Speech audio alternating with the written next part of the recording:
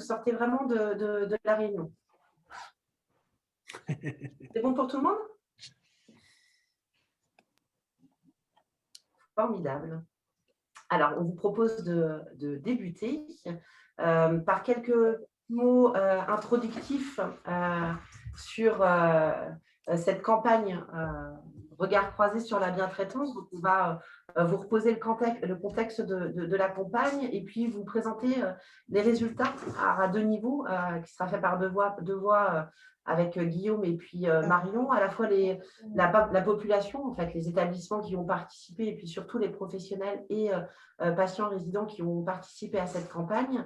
Et puis, je vais vous faire une restitution sur les indicateurs pour lesquels, en fait, on marquera des pauses pour mettre en perspective et puis pouvoir échanger sur les résultats et puis vos retours. Donc, pour ce faire, on vous demandera de commenter sur le chat et puis on régulera la prise de parole par micro pour que ce soit plus simple. Et puis, bien entendu, on aura un temps d'enseignement et perspective. Et puis, il nous semblait extrêmement important, parce qu'on en est de plus en plus convaincus, que parler de promotion de la bientraitance, c'est bien entendu parler aussi d'engagement des usagers, mais aussi des questionnements qui sont vraiment propres aux professionnels et vraiment un lien étroit entre les sujets de promotion de la bientraitance et de réflexion éthique. Alors, bien entendu, on a un lien étroit aussi avec la qualité de vie au travail, mais vraiment de pouvoir mettre en perspective le sujet de la bientraitance tel qu'on en parle depuis 10 ans et peut-être une amorce de réflexion et de maturité à avoir pour aller sur des questionnements éthiques au sein des équipes. Alors, quelques petits mots. C'est un schéma qu'on a l'habitude de partager au niveau de Calirel Santé. Et si vous avez participé à nos ateliers ou aux précédentes évaluations, vous avez probablement en tête ce petit schéma qui nous permet, nous, de mieux expliquer la bientraitance au-delà de la relation soignant-soigné. La bientraitance, qu'est-ce qu'elle inclut et qu'est-ce qu'elle impacte dans les organisations et dans les pratiques professionnelles. Quand on parle de promotion de la bientraitance, bien entendu, on n'est pas uniquement sur des actes individuels, c'est beaucoup plus global que ça et ça nécessite une interaction entre ce qui est défini au sein des structures, au sein des établissements, ce qui est mis à la disposition des professionnels et des équipes pour incarner la finalité du rendu auprès des patients, des résidents et des usagers. Et pour cela, ça nécessite un certain nombre d'interactions, notamment avec les patients, les usagers et l'entourage, mais aussi de composition et d'aptitude des professionnels qui sont de 3 ordres, de 3 grands ordres. Déjà, d'avoir des professionnels qui arrivent avec des savoirs, des compétences dédiées à l'élaboration de leur mission, mais aussi que ces compétences, elles puissent être incarnées au travers d'un savoir-être, d'une posture individuelle, mais aussi d'un savoir-faire qui s'entretient tout au long de la vie professionnelle. Et quand on parle de promotion de la bientraitance, ces 3 acteurs majeurs, ils sont complètement indissociables. C'est-à-dire qu'on ne peut pas parler de promotion de la bientraitance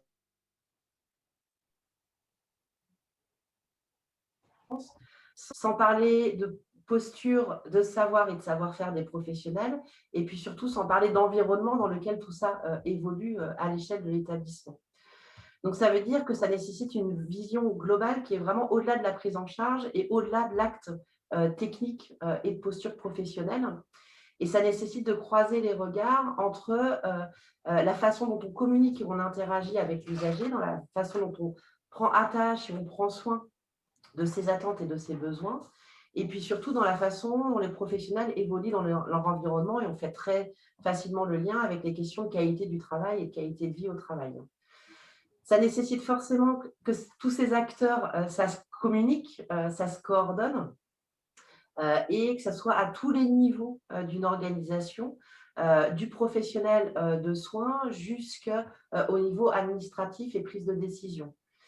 Et puis, même si on est sur un concept un peu universel, bien entendu, la promotion de la bientraitance ou la question de la bientraitance, elle ne va pas se traduire tout à fait de la même manière quand on accueille une personne âgée en EHPAD ou lorsqu'on accueille une maman jeune parturiente en gynécologie obstétrique. Donc, ça nécessite forcément de pouvoir s'adapter au profil des patients, des usagers, aux modalités de prise en charge ou d'accompagnement, et puis à la taille et à l'organisation de l'établissement.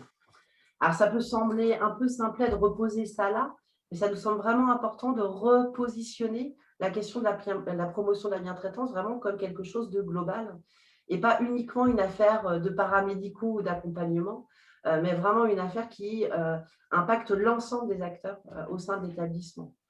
On aime à dire à Calirel Santé que, quelque part, la promotion de la bientraitance, c'est ni plus ni moins que l'amélioration de la qualité de l'accompagnement et de la prise en charge des usagers au sein de nos structures. Et on est à la croisée sur les questions de qualité, sécurité des soins, de qualité de vie au travail, de réflexion éthique et d'engagement des usagers. Alors, tout ça, ça se traduit comment dans les actions de Calirel? Donc, elles sont assez multiples, mais comme je vous le disais, ça fait une dizaine d'années qu'on a travaillé sur un outil qui vous a été proposé, pour lequel on dédie cette campagne d'évaluation aujourd'hui, où on a construit avec les professionnels, avec les usagers, avec les établissements. Et je vois Noélise, je crois que tu es l'une des dernières présentes, qui était là au début. Je ne sais pas si tu te souviens, Oui, on a oui. lancé ce de travail. En 2010. En 2010, exactement, tout à fait. On a lancé le groupe de travail en 2010 et on a construit progressivement au fil des années des outils d'évaluation, à la fois autodiagnostic établissement, à la fois à l'attention des professionnels, vraiment avec une réflexion avec les professionnels, avec des tests et des expérimentations, et puis un outil d'évaluation à l'attention des patients et des résidents qu'on a expérimenté notamment dans le cadre d'un projet de recherche qui nous a permis d'aller à la rencontre des patients, des usagers en EHPAD, en établissement de santé, et les questionner sur ce que pour eux était la bientraitance et pouvoir traduire ça en outil de recueil à leur intention.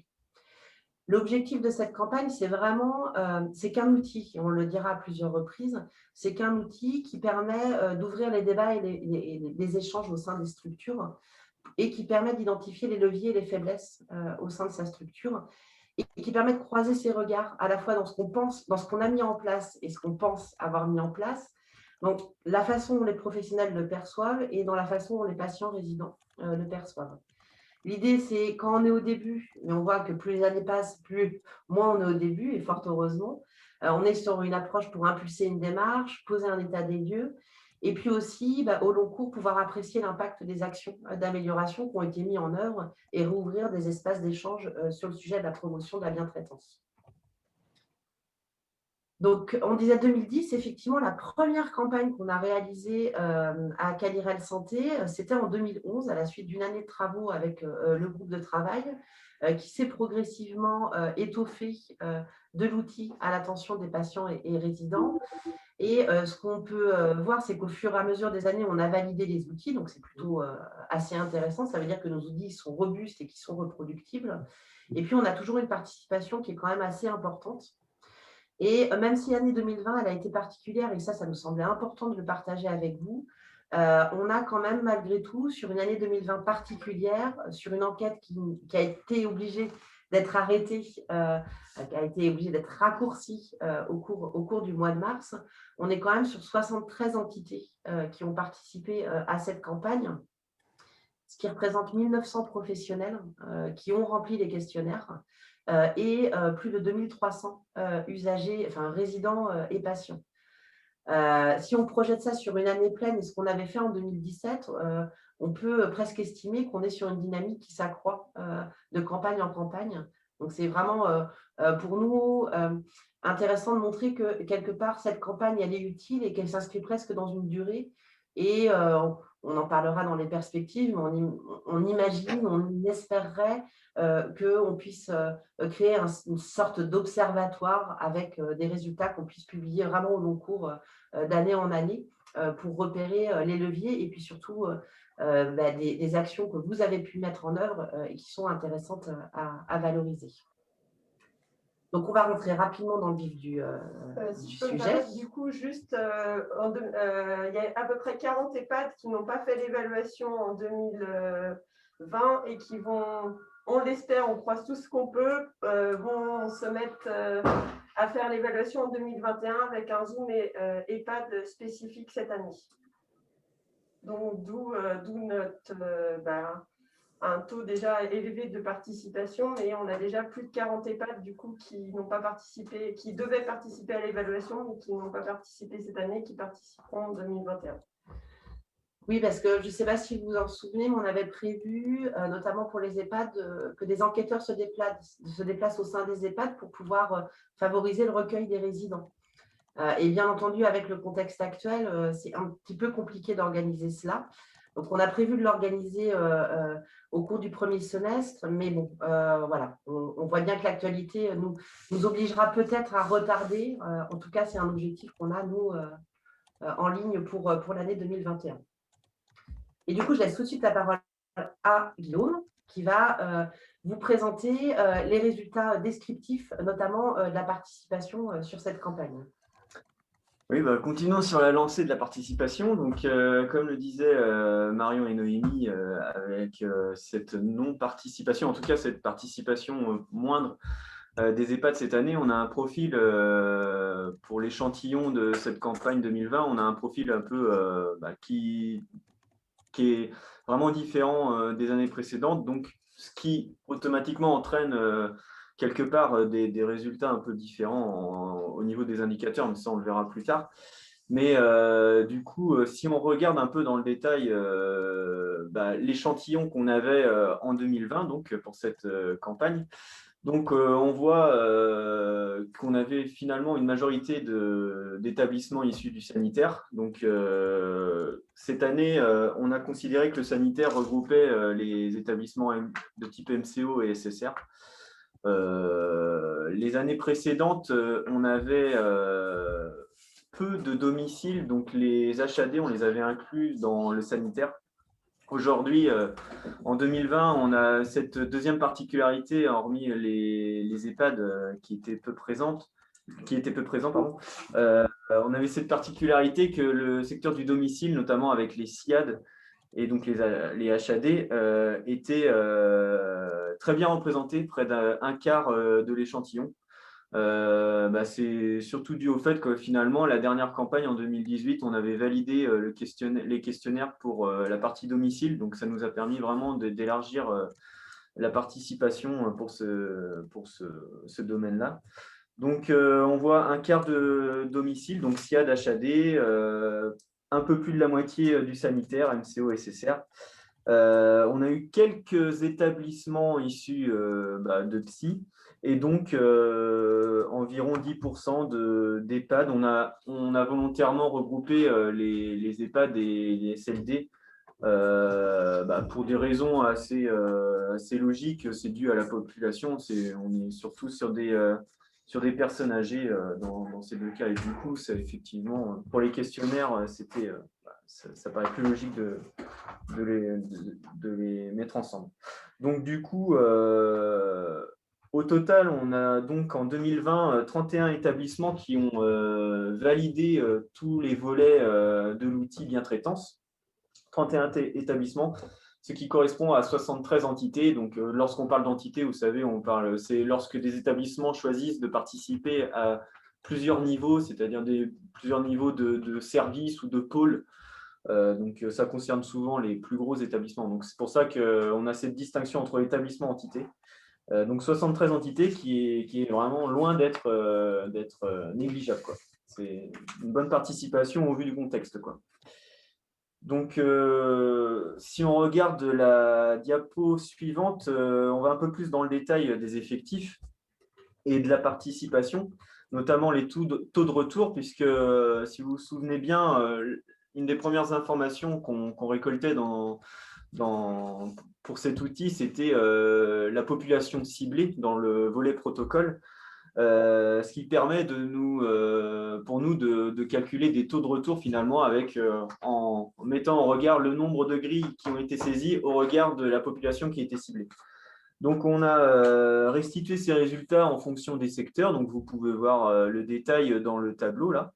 Donc, pour MCO, on voit que les taux de retour sont un peu plus faibles à 17%. Faut savoir que le MCO concernait surtout des gros établissements, hein, notamment le CHU de Nantes, par exemple.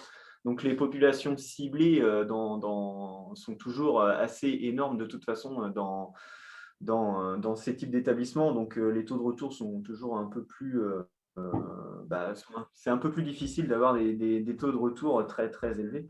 Donc, c'est ce qui explique en partie qu'ici, on soit un peu plus bas que dans le reste des secteurs. On voit que le SSR a bien fonctionné avec plus de 50% de taux de retour. Là, on parle vraiment au niveau professionnel. Hein. Je n'ai pas précisé, mais on est sur le volet professionnel. Et au total, finalement, on se retrouve avec une médiane de 50% de taux de retour parmi les 73 entités. Donc, après, vous avez certainement dû recevoir ou en tout cas pu télécharger vos rapports individuels pour votre établissement. Donc, après, vous avez votre détail sur ces rapports-là. Je rappelle que ces rapports-là sont téléchargeables automatiquement sur la plateforme IFORAP si vous avez fait le choix de tout saisir directement sur la plateforme IFORAP. Si ce n'est pas le cas et que vous n'avez pas reçu les rapports de notre part, n'hésitez pas à revenir vers nous pour qu'on vous les envoie parce que c'est possible que certains n'aient pas eu ces rapports-là. En tout cas, ces rapports individuels pour chaque établissement, chaque entité existent et sont bien disponibles. Donc, n'hésitez pas si vous les avez plus sous la main ou si vous ne les avez pas reçus à nous en faire un retour. Donc voilà, et donc vous voyez la courbe finalement des taux de retour en bas à droite là, c'est la courbe des taux de retour sur les 73 entités. Donc vous voyez que finalement la dispersion est très élevée. Alors je ne sais pas où vous vous situez chacun d'entre vous, mais en gros on va de 0 à 100% de taux de retour, quoi. Donc c'est vraiment très hétérogène. Et donc, on a une moyenne, encore une fois, de 50% pour les professionnels. Si on passe sur la diapo suivante, on passe sur les usagers, donc patients résidents. Et on a des taux de retour un peu similaires, finalement, même s'ils sont un peu plus élevés, mais on tourne autour des 50% en gros, hein, de taux de retour au niveau des patients résidents. Et de la même manière que pour les professionnels, on voit que ces taux de retour sont très hétérogènes selon les entités.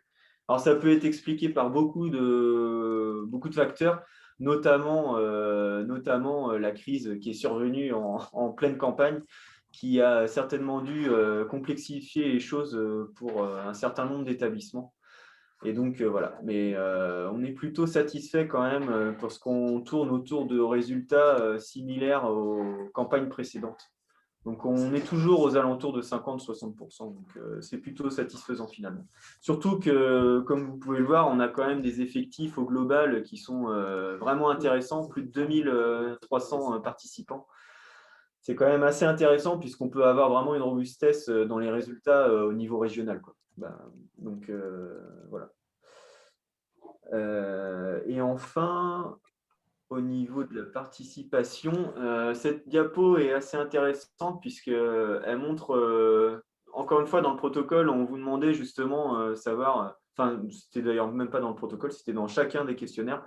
Pour les patients résidents, on vous demandait justement quel était le mode de remplissage. Ça peut être un bon indicateur quand même de voir par quels moyens ont été remplis les questionnaires. Et finalement, pour les patients résidents, on a la dispersion entre les questionnaires remplis par eux-mêmes en autonomie ou par un tiers. Donc, ça pouvait être par une personne proche ou par du personnel médical. Et donc, on se rend compte finalement que dans le secteur du sanitaire, on est aux 3/4 des patients qui ont répondu par eux-mêmes, alors que bien sûr, je dis bien sûr, voilà, on voit par exemple dans le secteur EHPAD SLD qu'on est plus aux alentours d'un cinquième des résidents qui ont répondu par eux-mêmes au questionnaire. Donc, ça peut être intéressant de regarder ça en fonction de l'âge parce que finalement, on sent bien qu'il y a effectivement un facteur décisif là-dedans, c'est l'âge. Et effectivement, on a regardé ça d'un peu plus près et on s'est rendu compte effectivement que si on regardait les modes de remplissage en fonction des tranches d'âge, on se rend compte que pour les moins de 85 ans, 72% des moins de 85 ans répondaient par eux-mêmes, alors que pour les plus de 85 ans, on était plus à 40%. qui répondaient par eux-mêmes, ce qui pouvait être attendu, mais finalement, ça fait quand même voilà, 2 fois plus de personnes qui ont plus de 85 ans. Parmi ceux qui ont plus de 85 ans, 2 fois plus de personnes répondaient avec l'aide d'un tiers par rapport à ceux qui avaient moins de 85 ans. Donc, du 30 versus 60% finalement.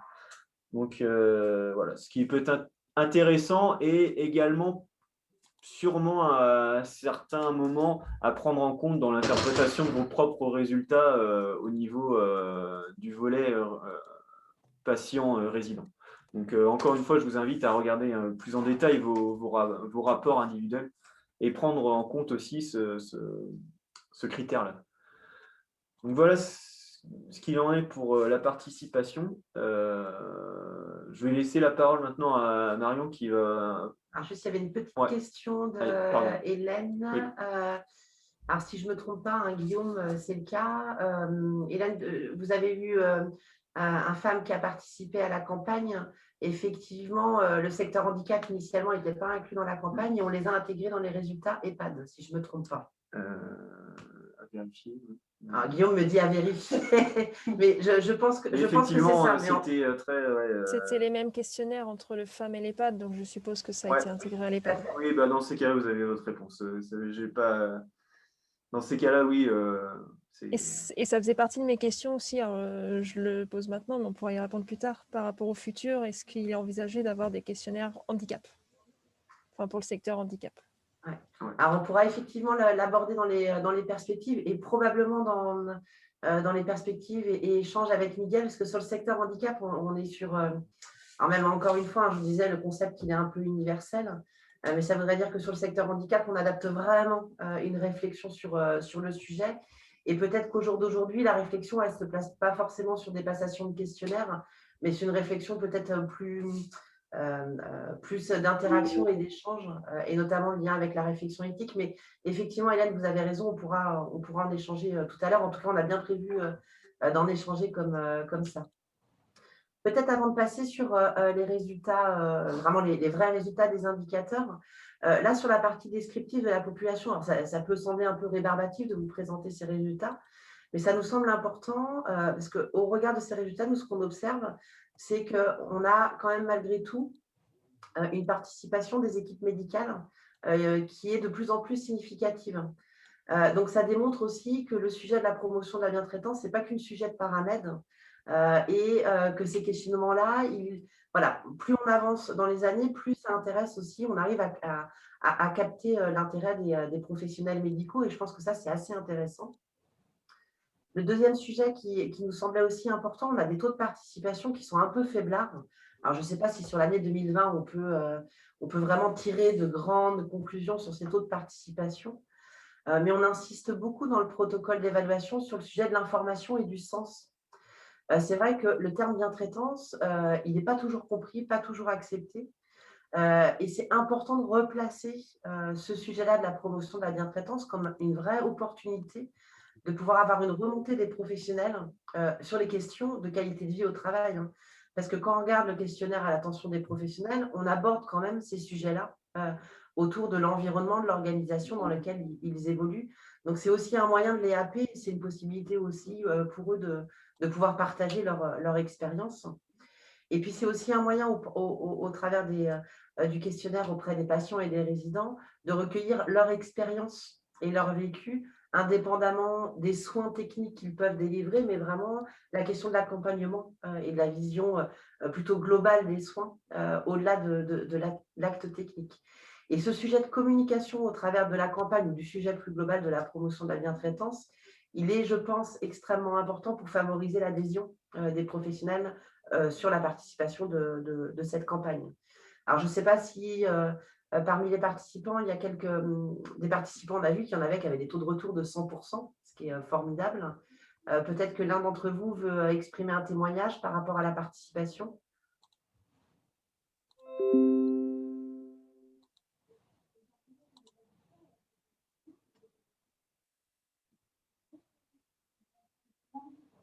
Non, personne? On discutera plus largement sur le résultat des indicateurs.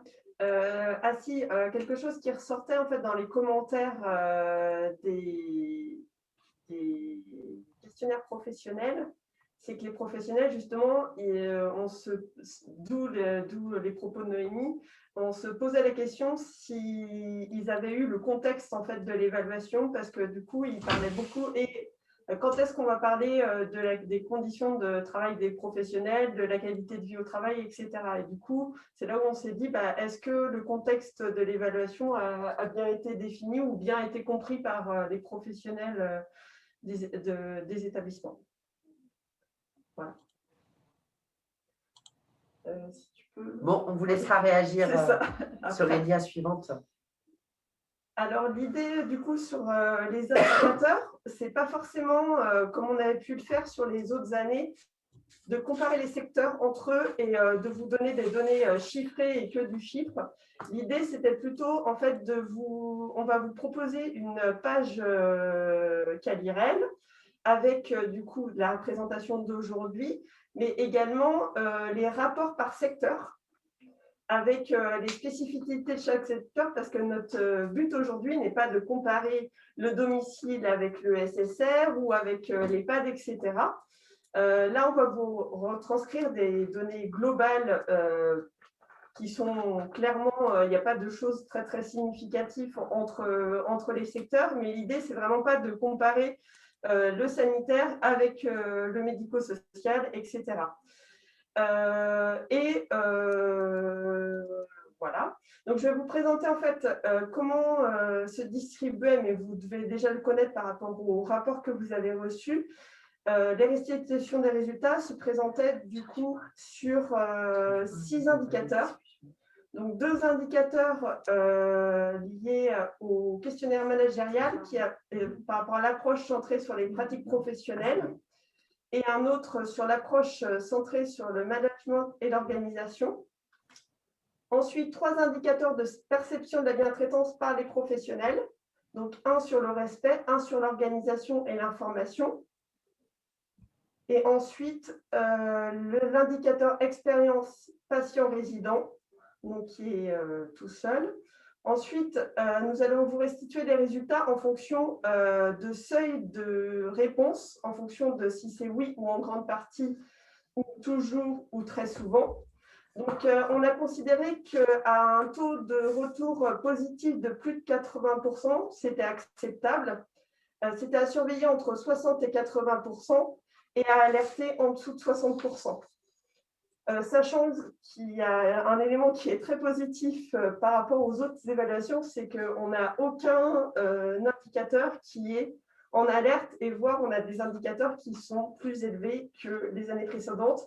Mais le statisticien qui est à côté de moi vous dira qu'on ne peut pas comparer les résultats puisque nous n'avons pas la même population évaluée à cette évaluation 2020, puisque nous avons beaucoup plus d'établissements sanitaires et ce n'est pas du tout la même proportion par rapport aux EHPAD qu'en 2018, où on avait une grosse majorité d'EHPAD qui ont participé à l'évaluation.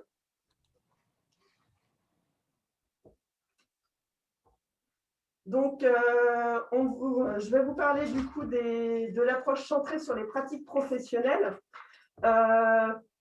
Rassurez-vous, ce sera à peu près la seule diapo, les seuls diapos où vous aurez un chiffre, c'est-à-dire que le chiffre est de 74%, ce qui est un chiffre beaucoup plus élevé, même si nous ne pouvons toujours pas comparer à l'évaluation d'avant.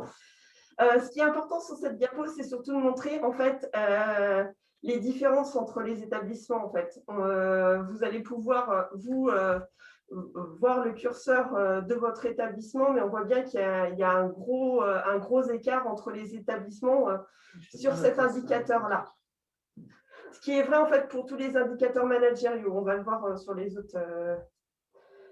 Alors, pour revenir plus dans le questionnaire et les éléments positifs,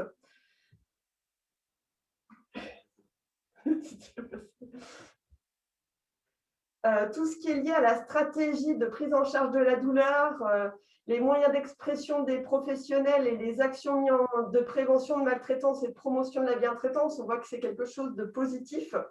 Par contre, on va avoir des éléments plus négatifs au niveau de tout ce qui est état des lieux réalisé en lien avec le CDU et le CVS, tout ce qui est les évaluations de pratiques professionnelles en lien avec la promotion de la bientraitance et les espaces de parole entre les professionnels et la cellule psychologique. Alors, on a l'impression, pour ceux qui ont déjà participé à la restitution de ces résultats-là, en fait, on n'a pas beaucoup de surprises. En fait, les éléments qui ressortent sur cet item-là, en fait, sont les mêmes que les autres fois, notamment sur l'implication des usagers dans la promotion de la bientraitance et puis tout ce qui est lié aux évaluations de pratiques professionnelles. Je vais laisser la parole à Noémie, du coup, sur la partie projet des usagers. Oui, en fait, ce qu'on peut retenir sur cet indicateur, comme le disait Marion, le score, quelque part, il est intéressant, mais ce n'est pas forcément le score global qu'on vous présente aujourd'hui. C'est plutôt la répartition, notamment sur la diapo d'avant, où ce qu'on peut nous observer depuis les différentes années où on fait cette évaluation, c'est globalement, les résultats régionaux, ils sont tout le temps un peu les mêmes. Par contre, ce qui est intéressant pour vous, c'est de voir, pour vous, là où vous êtes différents, là où vous avez des axes d'amélioration et là où vos pratiques, elles sont intéressantes. Après, sur les sujets qui sont un peu communs à toutes les structures, ben, on est sur des réussites, sur les prises en charge de la douleur, sur les moyens, des modalités d'expression du personnel, etc. Et puis, on a encore un certain nombre de progrès à faire, mais je crois que c'est collectivement, notamment sur un lien encore plus étroit de co-construction avec les usagers, notamment dans les commissions des usagers. Alors, vous savez qu'il y a une reco sur l'engagement des usagers qui est sortie par la Haute Autorité de Santé au cours de l'année 2020 et qui est probablement une opportunité pour se saisir de ce sujet et notamment en lien avec le projet des usagers qui peut être mené au sein des CDU. Et typiquement, les résultats de cette campagne régionale au sein de vos établissements, c'est des résultats qui peuvent être aussi discutés en CDU ou dans les conseils de vie sociale au sein des structures. Et il y a des ressources. Alors, quand on dit ça, on sait très bien que ce n'est pas si simple que ça et que la co-construction, elle est très dépendante des acteurs, de l'histoire de l'établissement, de la population qu'on accueille. Mais en tout cas, ça laisse un espace d'échange et de pouvoir créer un projet autour de la promotion de la bientraitance qui soit porté au sein de la CDU. Et France Asso Santé a produit en 2018 un petit guide très opérationnel et assez concret sur la mise en œuvre des projets des usagers. On vous a mis le lien juste après et on vous invite vraiment à le parcourir et à le relire. Et puis, comme je vous le disais aussi, la question de la recommandation de l'engagement des usagers, qui soit dans le secteur sanitaire ou dans le secteur médico-social, qui a un vrai levier pour pouvoir avancer sur ces sujets. Et puis, un autre sujet qui revient régulièrement, c'est les espaces d'analyse de pratique et les espaces de parole dédiés aux situations difficiles. Alors ça, on le sait, et c'est un constat qu'on fait d'année en année, les espaces d'analyse de pratique au sein des équipes, c'est des espaces qui sont malheureusement sacrifiés pour optimiser le temps des soignants. Et c'est pourtant des espaces qui sont extrêmement nécessaires, notamment pour pouvoir évoquer des situations difficiles ou des situations compliquées auprès des professionnels. Donc là, il y a des ressources qui existent. Alors, il n'y a pas de solution miracle, mais il y a probablement des organisations à penser au sein des structures, notamment pour le soutien auprès des professionnels. Donc, on a une fiche repère qu'on vous a mis aussi en lien sur la diapo, sur les ressources qui peuvent être externes aussi à l'établissement et qui peuvent être utiles pour le soutien aux professionnels et le questionnement autour de ces pratiques-là. Donc voilà, des pistes de réflexion. On voit bien que les deux sujets, c'est le temps d'analyse en équipe, où il y a des marges de progrès, et puis du lien étroit avec les usagers, notamment dans les instances de représentation au niveau des établissements.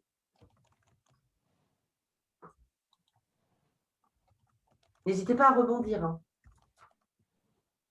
En fait, quand vous avez une petite bulle à la fin, c'est pour que vous, vous preniez la parole si vous avez un élément à verbaliser.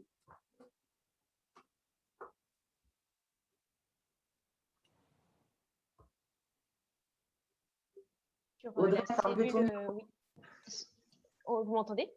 Oui.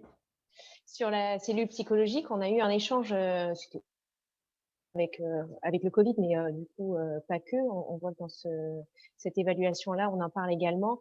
J'ai eu des échanges, moi, avec la psychologue qui intervient auprès de nos patients, qui ressentait un besoin auprès de certains salariés, mais la difficulté, c'était comment l'organiser. Est-ce que c'est préconisé de faire intervenir plutôt un psychologue externe? Est-ce qu'on peut faire appel à notre psychologue interne?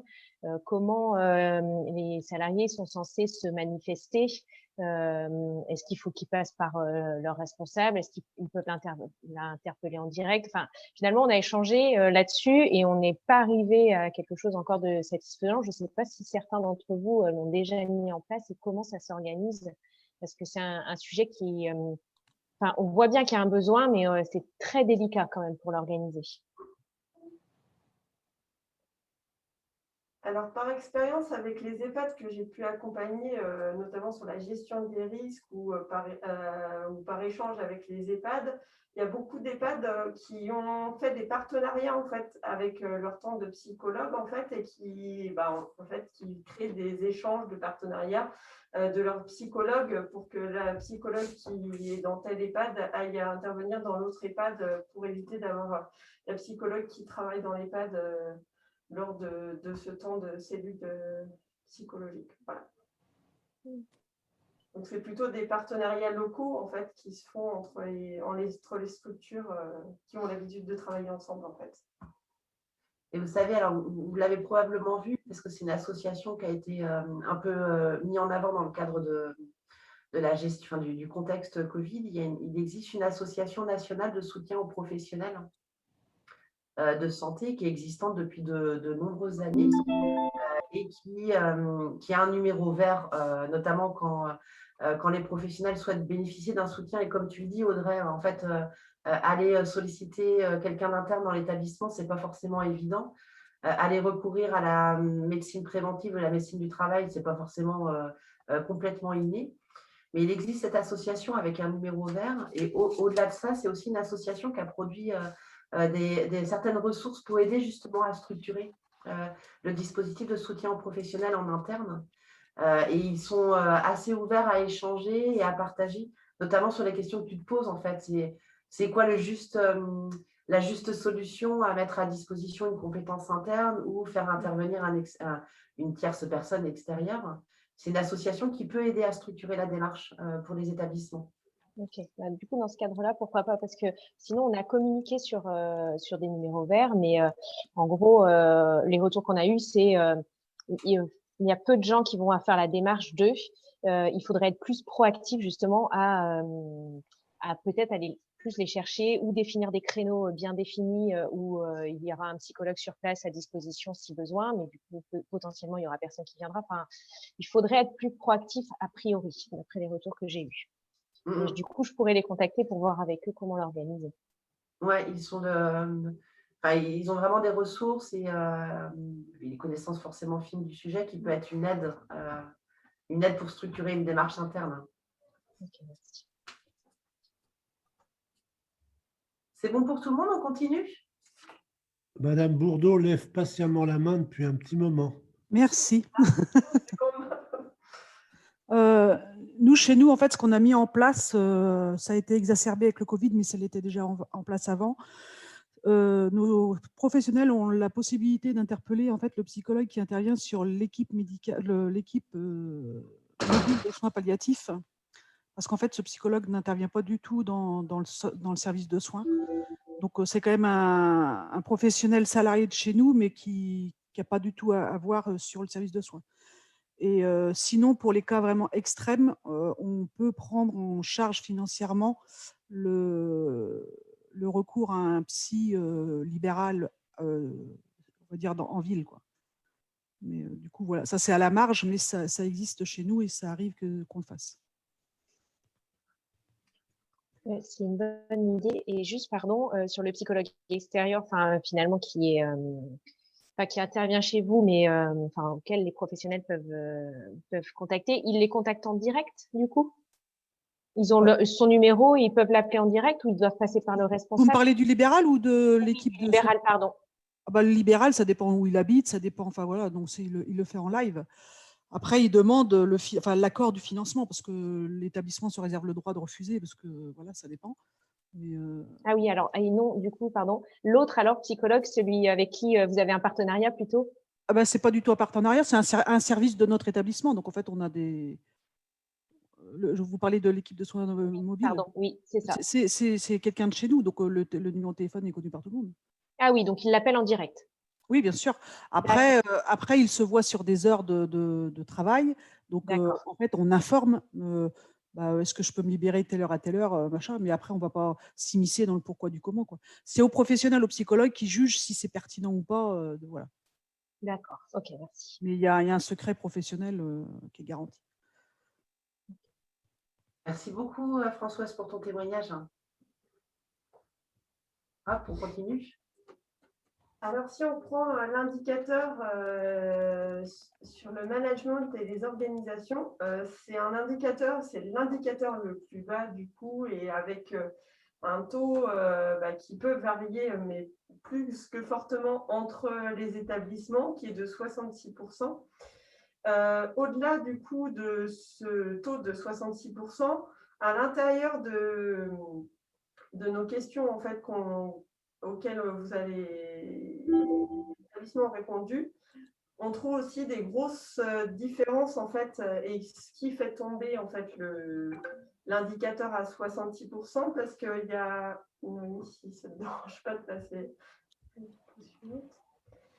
Il y a deux questions qui ont un taux de retour assez bas, qui sont la question que la traçabilité de la sensibilisation à la promotion de la bientraitance et la réflexion éthique autour de la bientraitance existe au sein de votre établissement.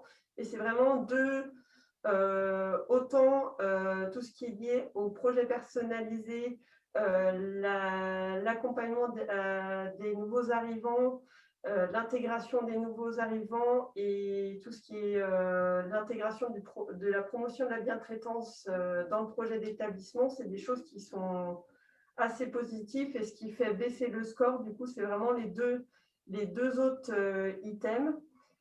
Alors, sur la démarche, sur la réflexion éthique, je pense que peut-être que Miguel va pouvoir vous éclairer lors de son intervention à l'issue de la restitution des résultats.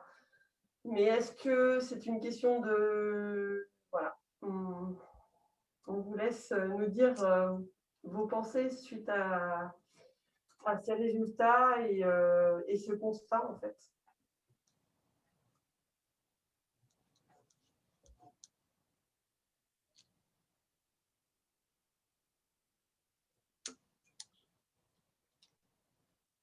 On reviendra, peut-être que ce sera un sujet de discussion, notamment avec Miguel qui nous parlera justement de l'importance de pousser vers la réflexion éthique quand on parle de promotion de la bientraitance. Alors, je vois, Miguel, tu as enlevé ton micro, tu veux peut-être nous dire de petits mots? Oui, non, mais c'était juste pour répondre à ce que tu proposais. Oui, ça trouvera sa place tout à l'heure lorsque je présenterai quelques éléments de concept, mais l'idée, c'est qu'on puisse échanger tous ensemble sur le sujet, que je ne sois pas le seul à parler, et puis que vous puissiez faire remonter vos perceptions de cette idée quand même de développer la démarche éthique au sein des établissements, et puis de savoir peut-être identifier les freins, les leviers pour cette mise en place. Mais je ne veux pas parler plus longtemps, je vais vous laisser dérouler votre présentation. Alors, je vois qu'il y a le petit icône, une personne qui se nomme Qualité, qui a levé la main. Un joli depuis tout à l'heure, d'ailleurs. Bonjour. Bonjour. En fait, pour parler de la réflexion éthique, je veux partager juste une expérience en fait dans une autre structure que la structure actuelle dans laquelle je suis actuellement. C'est qu'en fait, pour pouvoir aborder la réflexion éthique, c'est qu'il y a des sortes de cellules bientraitances qui existent et on se réunissait en fait à la demande des référents bientraitance et on lisse un peu les soignants qui voulaient participer à cette cellule-là et on fait passer, par exemple, une vidéo et autour de la vidéo, il y a une discussion autour de certaines remarques observées à la suite de la vue de cette vidéo-là. Et ça nous permettait, en fait, en présence de la psychologue, bien sûr, de la structure, et en ma présence aussi, et ça nous permettait aussi d'aborder un certain point ou en lien avec des événements indésirables observés au sein de l'établissement. Et ensemble, on analyse certains faits et on voit si c'était vraiment éthique, est-ce que c'est bien traitant ou pas, est-ce qu'il y a des documentations ou l'organisation qui favorise en fait, une meilleure prise en charge ou pas. Donc, voilà un peu ce que je voulais partager. Merci Robert, même si… Non, en fait, je suis à Gossou, c'est en fait mon paramétrage qui a fait que ça s'est affiché comme ça. Désolée. Pas de souci. Juste, si je peux réagir, mais je ne prends pas la parole trop longtemps. C'est vrai que parfois, au sein des établissements, d'ailleurs sanitaires aussi bien que médico-sociaux, les comités bien-traitance s'intéressent à la question éthique et on voit très vite résonner les deux mots bien-traitance et éthique, et c'est ce qui nous avait apparu comme étant une bonne idée quand on en avait parlé avec Noémie, c'était de réunir ces deux mots dans des ateliers qu'on a pu proposer avec Marion, tant il y a des résonances entre ces deux mots. Par contre, ils méritent d'être un peu dépliés pour qu'on puisse quand même donner un peu de sens à la démarche. Mais sinon, il n'y a pas de vraie surprise à voir les comités de bien-traitance s'intéresser à la dimension éthique. Merci Miguel de cette précision utile. Marion, te laisse continuer. Oui, alors on va passer sur les indicateurs de perception des professionnels. Et là, on peut voir que c'est des taux qui sont similaires aux années précédentes, voire un petit peu plus haut, surtout sur cet indicateur-là, qui est le respect. Et là, on voit que les établissements, en fait, sont à peu près dans le même niveau, entre guillemets, sur cet indicateur-là. Donc, on n'a pas d'écart comme on peut avoir sur l'organisation. On a vraiment tout ce qui est lié aux perceptions des professionnels qui sont vraiment assez similaires dans les établissements. Avec du coup des questions en fait, qui sont toutes positives en fait, et qui montrent que cet indicateur-là, ça fait quelques années qu'on le suit et en fait, il est toujours très positif. Et là, voir les scores sont encore plus élevés. Et c'est assez positif parce que c'est un des indicateurs qui est le plus difficile à changer si on devait changer quelque chose ou améliorer, parce que du coup, ça fait partie des pratiques professionnelles, du savoir-faire, du savoir-être des professionnels. Et du coup, c'est assez positif. Le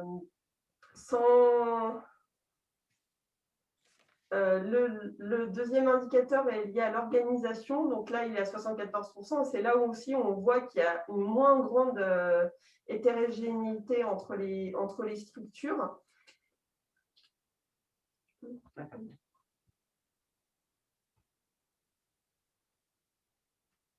Et donc là, en termes de questionnement, en fait, c'est pareil, il y a des choses qui sont plus positives et on va retomber du coup sur le soutien psychologique qui est proposé aux patients résidents. Donc, il y a encore cette question-là, mais auprès des usagers.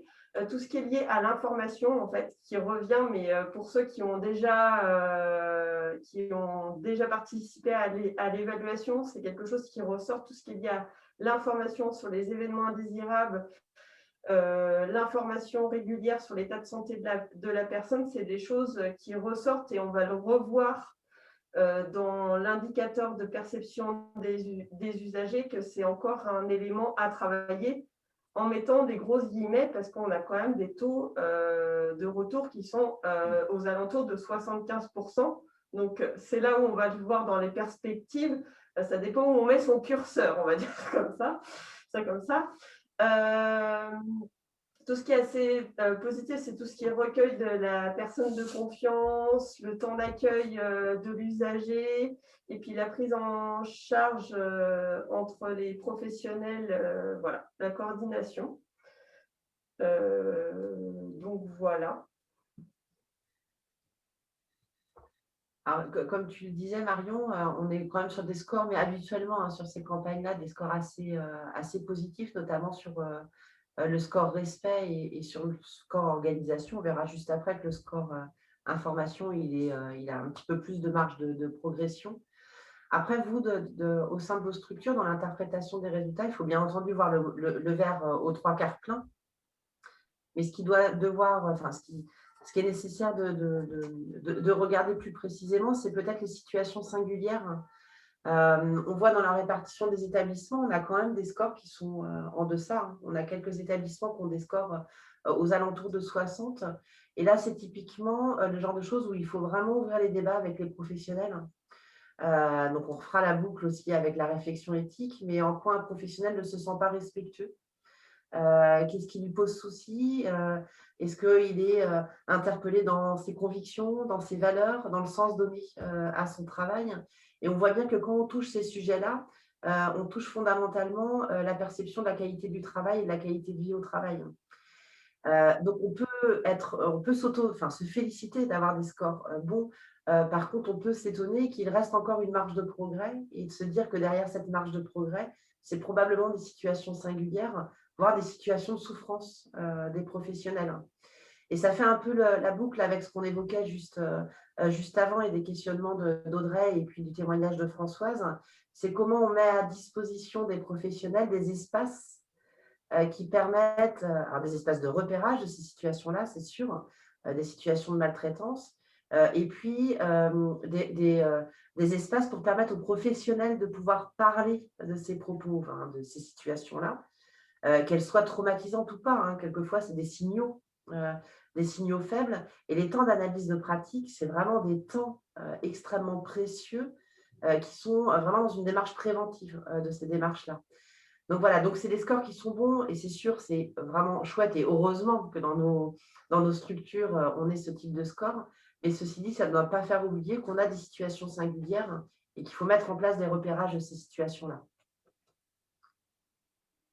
On vous a mis aussi dans des ressources disponibles parce que c'est vrai que la question de l'annonce du dommage associé aux soins, c'est un sujet qui n'est pas simple, qui est compliqué, qui oblige à se poser et à analyser notamment les erreurs des professionnels, les défaillances organisationnelles et des pratiques.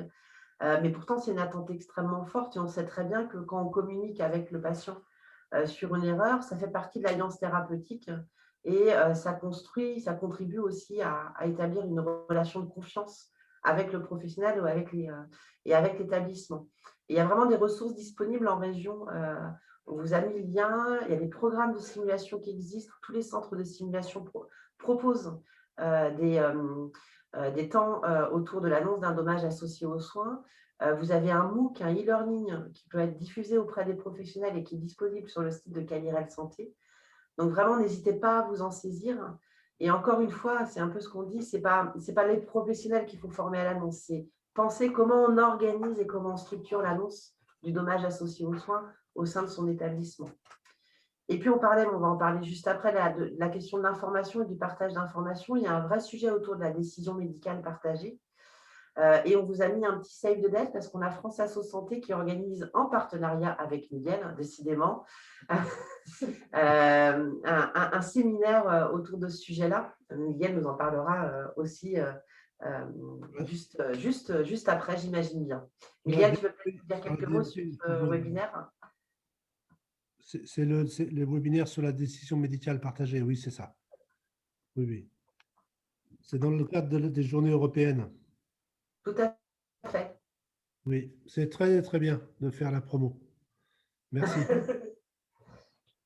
Donc, c'est des espaces aussi où, voilà, ces temps-là qui sont forts, ça permet aussi d'approcher le sujet. Vous voyez, là, France Asso Santé organise ça avec l'approche juridique et l'approche éthique. Et c'est probablement ces regards croisés dont on a besoin pour avancer sur le sujet, c'est-à-dire à la fois rassurer sur le plan juridique, parce qu'il y a plein de représentations derrière la décision médicale partagée, et puis aussi ouvrir des espaces de réflexion avec une réflexion éthique autour de ces thématiques-là.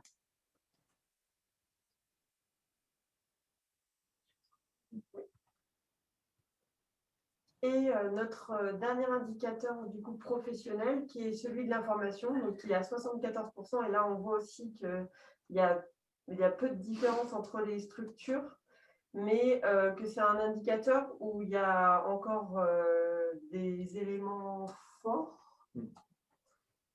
notamment sur le fait de connaître les habitudes de vie du patient et du résident, de communiquer avec l'entourage et les informations médicales délivrées par l'équipe aux patients résidents.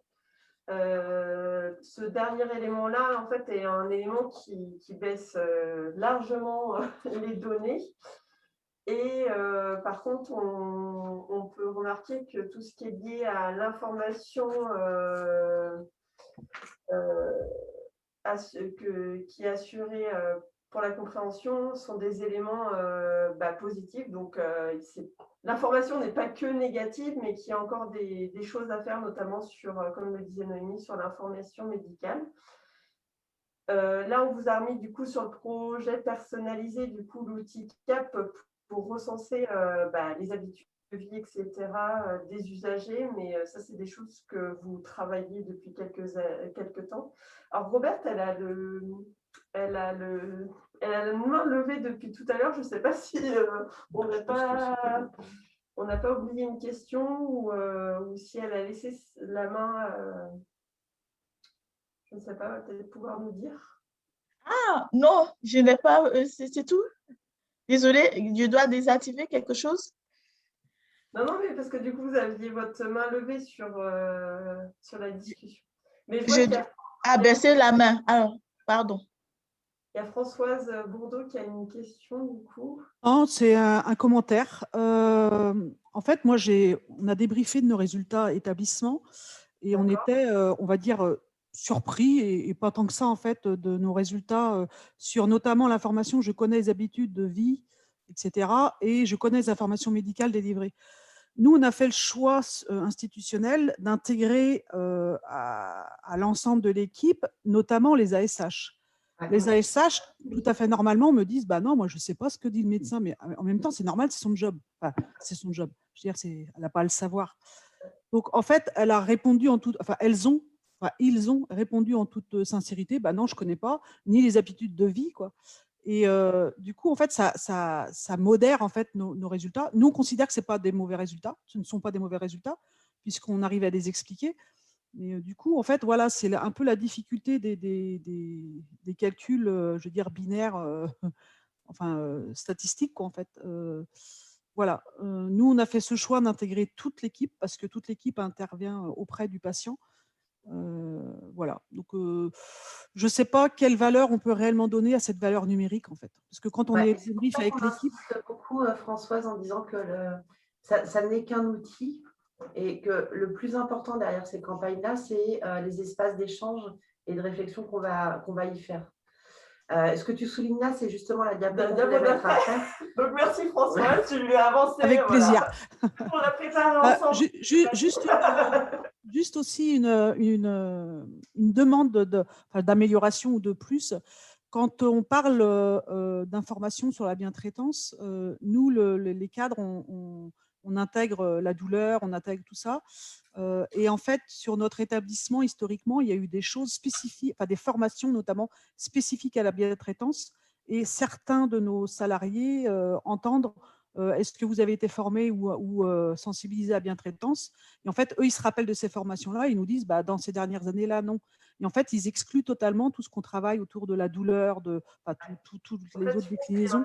Donc, si dans le questionnaire salarié, vous pouviez préciser entre parenthèses douleur, machin bidule, je ne sais pas, nous, on l'a vécu comme ça sur notre établissement. Je ne sais pas si d'autres collègues l'ont vécu aussi comme ça. Mais du coup, voilà, c'est un biais, nous, dans nos résultats. Et c'est là où c'est extrêmement important, mais je l'ai dit en intro et je le redis là, c'est extrêmement important que quand on fait la passation de ce questionnaire, il y ait une communication autour de la promotion de la bientraitance. Ce n'est pas uniquement la relation soignant-soigné, et qu'on est vraiment sur quelque chose de très global et transversal et qui comprend ce que tu cites. Ouais, mais Noémie, enfin, je pense que tu connais aussi le terrain. On les invite à des réunions. Ils ont plein d'autres choses à faire, donc des réunions de présentation, de lancement de campagne et autres. Donc, ils veulent bien participer, mais ils ont moins de temps pour participer à ces présentations. Donc, oui, on le fait, mais en fait, on ne touche pas le public. Voilà. Donc, voilà, c'était juste, si ça vous est possible, perso, c'est marrant. En fait, c'est la limite de la passation de ce type de questionnaire. On en est vraiment bien conscient. Oui, bien sûr. Et par rapport à ta remarque sur le profil en fait, des répondants, ça nous semblait important de vous mettre cette diapo-là pour vous montrer d'une part que globalement, il n'y a pas tant de différence que ça en fonction du profil. Alors, on sait, et ça c'est très bien décrit dans la littérature, ce n'est pas spécifique à notre campagne, que généralement, les médecins, ils ont des taux supérieurs, enfin, des taux d'évaluation, de représentation et d'expérience de leur pratique qui est supérieur aux autres professions. Mais ça s'explique aussi par le fait que la relation quotidienne au long cours, elle est plus marquée par les autres professions, notamment les professions infirmiers, aides-soignants ou agents de service, qui sont au quotidien en proximité du patient. Alors, non pas que le médecin ne le soit pas, mais va intervenir ponctuellement dans la prise en charge, les prises de décision, les prises de prescription, l'observation, etc. Globalement, quand même, quand on regarde les scores, on ne peut pas dire que ce soit vraiment très, très différent.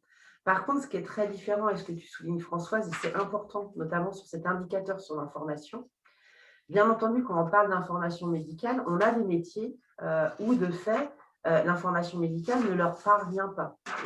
Et pour des raisons tout simplement de pratique et puis de réglementation.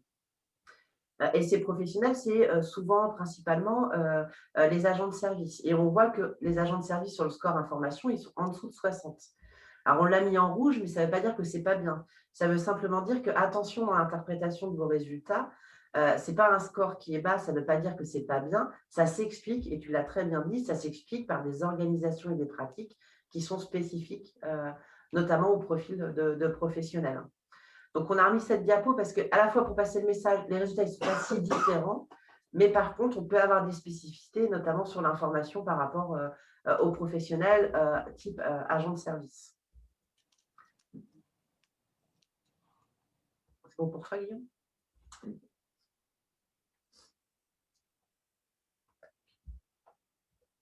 Et voilà notre dernier indicateur qui est l'expérience patient résident, qui est à 87%. Donc, on a, le statisticien qui est à côté de moi va me dire on ne peut toujours pas comparer les résultats aux autres années, mais qui est quand même au-deçà. Et on n'a aucun indicateur, on n'a qu'un seul indicateur qui est dans le orange, alors que d'habitude, on avait presque la moitié des indicateurs dans le orange. Là, on est quand même passé tout dans le vert.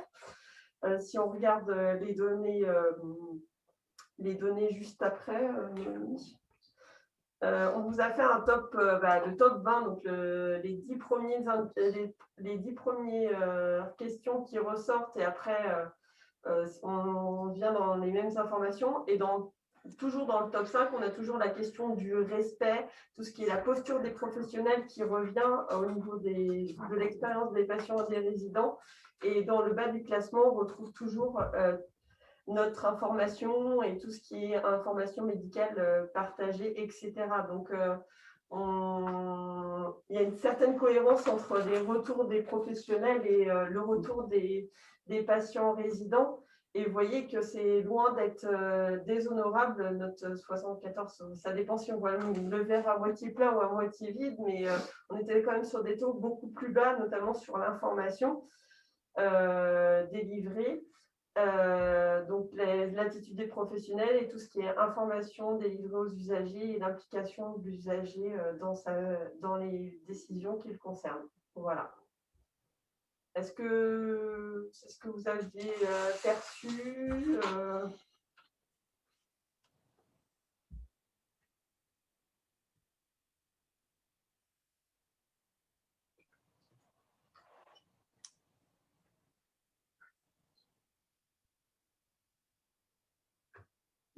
Non.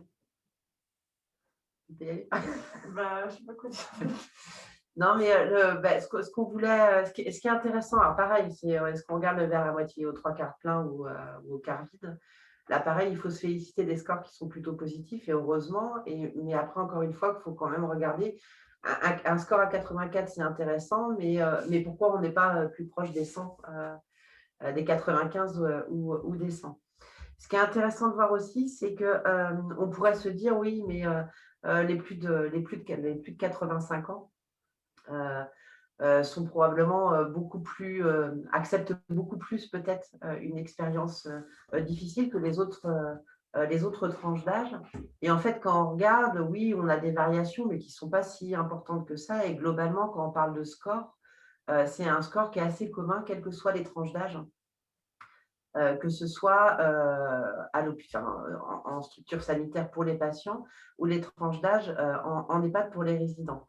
Après, ce qui peut nous marquer un peu plus, c'est la tranche d'âge 75 et 84 ans. On voit quand même qu'on a un score qui est en dessous de 80 par rapport, notamment en EHPAD, par rapport aux autres tranches d'âge. Et nous, l'interprétation qu'on en a, mais peut-être que vous allez nous dire le contraire ou nous conforter dans notre vision, c'est que c'est la tranche d'âge où on arrive en EHPAD.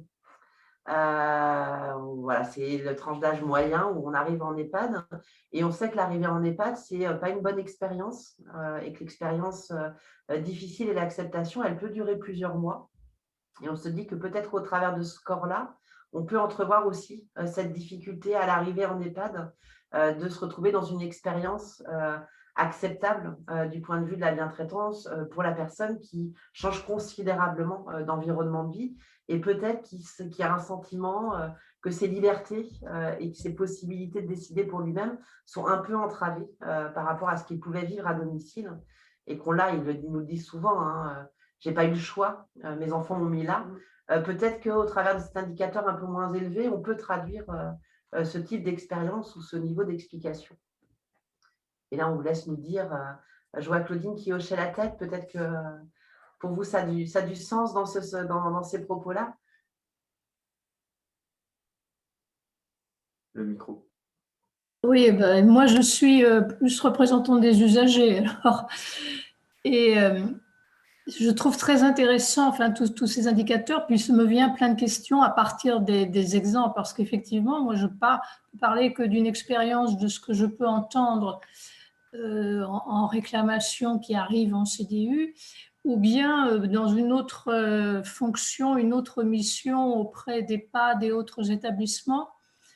Je pense qu'il y a, mais ça c'est peut-être une approche personnelle. Il y a plein de questions qui me viennent, que les personnes ne s'autorisent pas véritablement. Il y a un profond respect du soignant et lorsqu'on arrive dans une structure sanitaire, il y a le stress de ce que l'on vit en tant que pathologie, de ce qui va nous arriver, des questionnements et tout ça. Et donc toutes les attentions, on y est très très sensible. Ce que vous évoquez au niveau de l'admission dans les EHPAD, vraisemblablement, hein, les personnes qui arrivent vivent, mais il y a quand même, quand on creuse un petit peu, quand on peut parler indépendamment d'une question particulière, je crois que ce n'est pas toujours si évident. Et moi, ce que j'observe, tous les indicateurs, enfin, c'est vraiment intéressant parce qu'il y a des supports qui permettent de lancer des réflexions, mais comment elles peuvent atteindre tous les corps, toutes les professions, parce que ça touche tout le monde. On évoque, et moi je comprends, le secret médical par exemple, donc les agents de service, ils ne savent pas. Mais je suis sûre qu'il y a des personnes qui se confient aux agents de service, qui disent, et l'agent de service, il va savoir peut-être beaucoup plus de choses que le soignant peut imaginer ou l'infirmière, parce qu'il est en confiance, c'est quelqu'un qui est là, qui peut aller. D'autres fois, c'est l'inverse. Donc tout ça, il y a un décalage. Et moi, mon problème, c'est de se dire, quand on revient en CDU, comment peut-on arriver à faire remonter ce que les personnes ont véritablement vécu et qui est sans doute un sentiment général, mais qu'on ne s'autorise pas à dire. La crise du Covid, elle a été vraiment un déclencheur, parce que ça suppose ça renvoie aussi à toute l'organisation comment dire, managériale qu'il peut y avoir. Moi, je pense à une situation sur une visite. C'est vraiment la direction avait un tel pouvoir d'injonction que sur une situation bien particulière, il n'y a eu aucune. Alors moi, j'entends bien, il fallait respecter les mesures sanitaires et tout, mais ça a posé des problèmes énormes et qu'on a du mal à comprendre. C'est comment arriver à instaurer un échange, une confiance. Je ne sais pas. Moi, je reçois ça là, on est en plein dedans dans l'établissement où je suis, on va travailler là-dessus, donc ça va nous aider, mais moi, ça me pose beaucoup de questions où je n'ai pas les réponses. Hein. Non, et probablement, je laisserai Miguel qui souhaitait prendre la parole répondre, parce que je pense qu'effectivement, il a probablement une partie alors pas des réponses, mais des pistes de réflexion. C'est un peu ce qu'on veut passer comme message au travers de cette enquête, en fait, c'est que il n'y a pas de réponse unique et que ce qui est important, c'est de réussir à instaurer ces espaces d'échange à tous les niveaux. Et instaurer ces espaces d'échange à tous les niveaux, ça veut dire que chacun dans sa posture professionnelle, et ça veut dire dans sa posture professionnelle qu'on soit manager de haut niveau, encadrement de proximité ou professionnel de terrain, c'est chacun a une posture d'ouverture et de collaboration. Et ça ne se dessine pas au travers d'une enquête, ça ne se dessine pas au travers d'une note d'information ou d'une procédure, ça se co-construit ensemble et c'est peut-être probablement ce qui met le plus de temps parce que ça nécessite de l'écoute conjointe et à l'heure actuelle, c'est compliqué. On a des injonctions paradoxales qui vont dans tous les sens. Donc, ces étapes de co-construction, je pense qu'il faut toujours les avoir en tête et toujours les remettre sur le tapis pour obliger ces espaces d'échange tout en étant effectivement respectueux et pour toutes les parties des contraintes. En fait, on parle beaucoup de contraintes partagées, c'est de comprendre les contraintes partagées, mais à la fois de s'en servir comme des leviers d'échange. Mais je ne pense pas qu'il y ait de réponse toute faite, mais Miguel me contredira peut-être. Non, non. Je te contrarie rarement, Noémie. On est souvent d'accord. Non, juste pour rebondir sur ce que vient de dire Claudine et sur cette notion du partage de l'information, il y a des points de vigilance, me semble-t-il, qui sont importants concernant cette espèce de vision d'une transparence absolue et d'un partage global de ce qui peut être recueilli lors d'échanges individuels. C'est-à-dire que je pense qu'il faut réussir à faire la part de ce qui peut être partagé au bénéfice de la personne, et puis ce qui relève du colloque singulier, c'est-à-dire de ce qui est dit à ce moment-là, à cette personne-là, parce que voilà, les conditions étaient réunies pour que la confidence puisse naître. Je pense que c'est un point de vigilance parce qu'on a peut-être un peu, et moi le premier, tendance à considérer que tout ce qu'on sait sur une personne doit être partagé pour pouvoir bien soit la soigner, soit l'accompagner. Et avec l'âge, un peu d'expérience, je me rends compte que ce n'est pas tout à fait ça. Et qu'il doit rester des zones d'ombre dans un accompagnement parce que tout n'a pas à être partagé. Et a fortiori, quand on n'avertit pas ou quand on n'informe pas la personne de ce qu'on peut partager la concernant. Et enfin bon, juste au début, quand j'ai travaillé à l'hôpital, j'avais le sentiment que tout ce que j'apprenais devait être pas tracé dans le dossier, mais enfin, en tout cas, partagé avec les collègues. Et puis plus je vieillis, plus je me dis qu'il faut que je demande à la personne si ce qu'elle me confie mérite ou doit être partagé avec l'équipe. Et quand on a cette réserve, ce réflexe, on est à la fois plus à l'aise et, me semble-t-il, plus dans une promotion de la bientraitance qu'en partageant de façon un peu indifférenciée. Voilà, c'était juste une remarque.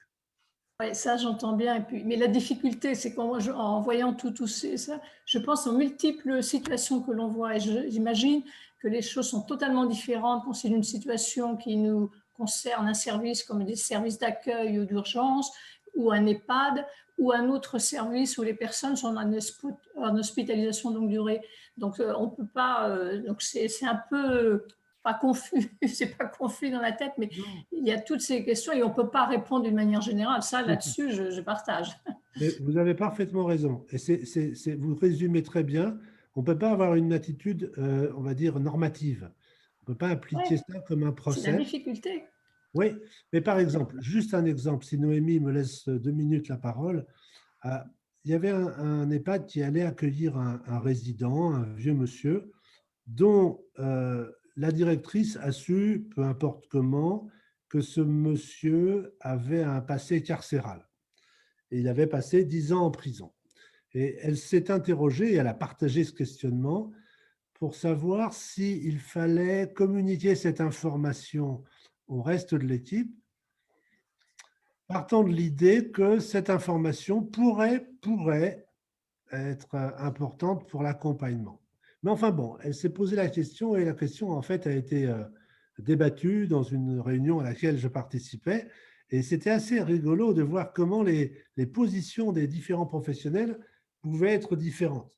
Certains disant qu'on devait tout savoir d'une personne qu'on accompagnait pour répondre au mieux à d'éventuels besoins, quand d'autres disaient, ce que je disais un peu tout à l'heure, que tout n'était pas à connaître et qu'il fallait laisser persister des zones d'ombre, une espèce de jardin secret qui appartient à l'intimité de chacun. Et encore une fois, ça a fait vraiment débat. Hein. Ça veut dire que ce n'est pas si simple, et c'est ce que vous dites, Claudine, ce n'est pas si simple. Et on est toujours un peu en difficulté pour savoir qu'est-ce qui est la moins mauvaise solution. Voilà, Noémie, je te rends la parole. Non, mais c'est parfait parce que c'est parfait et ça va dans le sens des petits points clés. Alors, là, on rigolait. On souriait avec Guillaume et puis Marion quand on a préparé cette restitution parce que les diapos là, que je vais vous passer, c'est des diapos alors pour ceux qui ont l'habitude de venir aux séances de restitution, je pense qu'on n'a pas changé une virgule depuis des années. Probablement parce que c'est universel et vous l'avez très bien dit, Claudine, il y a la question du poids des mots et de la façon dont on communique et on interagit et c'est probablement ce qui est extrêmement important à prendre en compte quand on parle de promotion de la bientraitance. Alors, c'est un terme qu'on utilise, sur lequel un concept sur lequel on travaille depuis plus de 10 ans et pourtant on est tellement conscient, et tu l'as très bien dit Françoise, du terme restrictif. Il a été utilisé, on ne se forme pas à la bientraitance. Moi, je ne crois pas qu'on se forme à la bientraitance. On se questionne sur la bientraitance, on promeut la bientraitance, mais on ne se forme pas à la bientraitance. Parce que la bientraitance, ça renvoie à des interactions individuelles, des interactions collectives. Ça questionne les pratiques individuelles, ça questionne les pratiques collectives, et ce questionnement, il évolue dans le temps. Et Miguel, ton témoignage en fait particulièrement l'exemple, c'est-à-dire ce qu'on croit à 20 ans, on ne le croit probablement pas à 45 ou à 50, et puis on a des modalités d'accompagnement et de prise en charge qui évoluent considérablement. Tu as vu, je suis gentille. Hein. C'est vachement sympa, merci Noémie. C'est de la bienveillance. En tout cas, c'est pas une norme, et je crois que c'est important de le dire. Quand on parle de qualité, on a l'impression qu'au regard, on met une norme, mais probablement que la bientraitance, c'est justement comment on arrive à faire un pas de côté sur ces normes et comment on s'autorise à adapter à la singularité de la personne. Et ça veut dire que ça s'inscrit dans un changement culturel. Et les derniers mois passés, on voit bien que la question de la parole, de l'expérience des patients, des résidents, c'est quelque chose qui est rentré dans notre sphère personnelle, où la situation des résidents en EHPAD, elle nous a tous questionnés. L'accès aux soins nous a tous questionnés.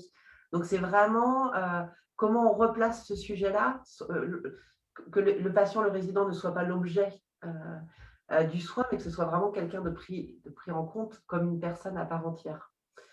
Donc, c'est vraiment de passer d'une approche centrée sur la personne, hein, qui est historique dans le secteur de la santé, sur une approche partenariale et de co-construction avec les usagers, les patients, les résidents. Donc, on n'a pas arrêté de le dire, hein, il ne faut pas regarder le verre à moitié vide ou le verre à moitié plein. Il faut valoriser parce qu'il y a plein de choses formidables qui se passent au sein des équipes, avec les résidents, avec les patients.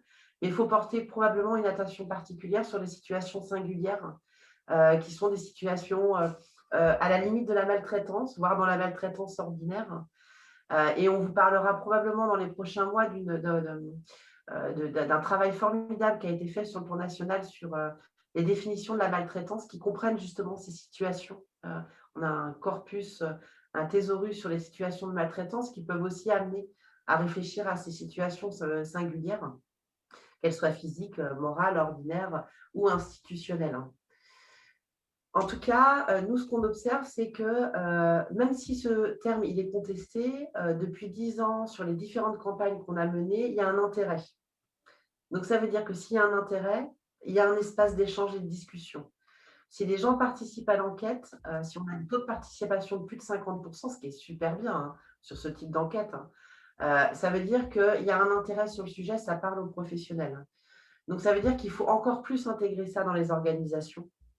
Il faut vraiment s'appuyer sur les sujets de certification. Là, on a un nouveau référentiel qui est sorti avec tout un pan sur l'engagement des usagers. On parle du même sujet. On parle vraiment du même sujet de la co-construction avec le patient. Et puis, on a aussi des outils pour le secteur médico-social de la loi 2002 ou du dispositif d'évaluation qui sont vraiment utiles pour ça. Et le dernier coup de pouce, ça fait plusieurs années qu'on pense qu'il suffit juste d'un petit dernier coup de pouce. Alors, c'est peut-être plutôt un entretien de la culture, c'est-à-dire ne pas hésiter à reposer ces choses-là, ne pas hésiter à alerter, à oser dire, à oser à aborder ces sujets-là et probablement vraiment s'appuyer sur les espaces de dialogue avec des usagers au sein des instances, CDU et CVS. Et puis, se dire que intégrer vraiment ce sujet-là sur les temps d'analyse de pratiques professionnelles et d'évaluation de pratiques professionnelles.